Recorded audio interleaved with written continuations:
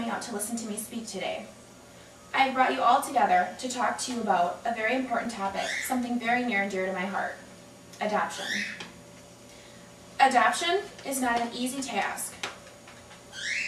Adoptive parents get put through the ringer, and it can also become a very painstaking process, especially for those who are wanting to adopt infants. On average, the process takes up to 20 months, longer than the average 9 months it takes a mother to carry a child.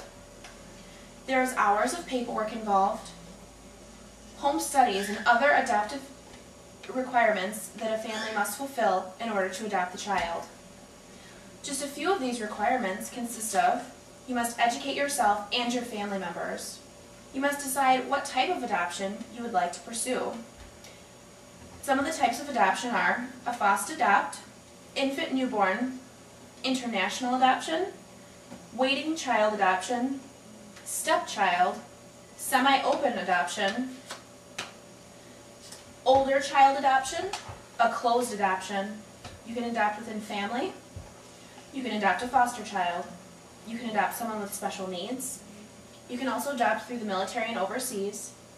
You can adopt an adult and a child. And last but not least, an embryo adoption. You must also investigate the ways that you will handle your expenses during the adoption process. Adoptions are not cheap.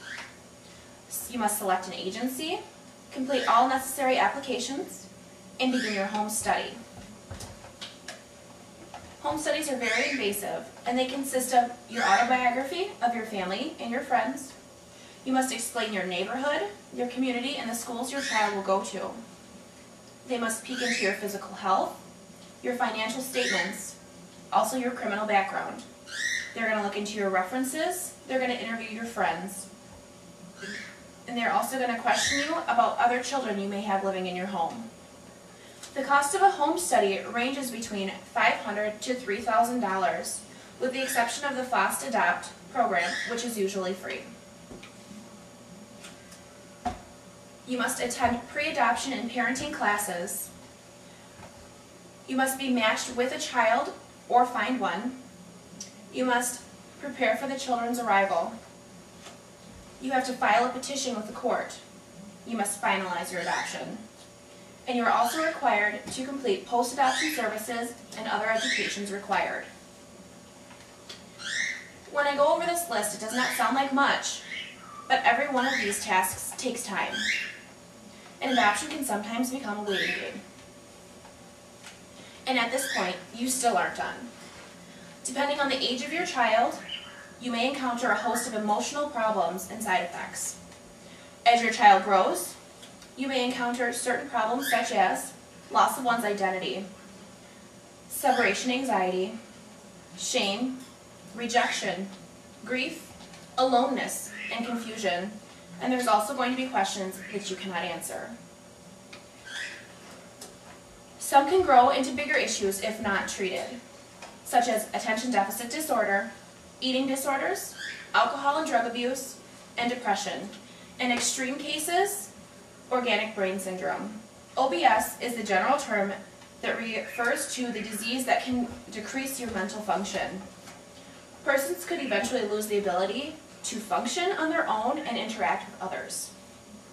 However, positive effects of adoption far outweigh the bad. They may not show right away, but as the child grows into adulthood, you will start to see these signs. Just a few of the positive things that you can offer this child are a loving environment, a stable home, making them feeling like they're wanted, and also you can give these children better opportunities that they may or may not have had with the biological parents. Take my story, for example. I grew up in an adoptive home.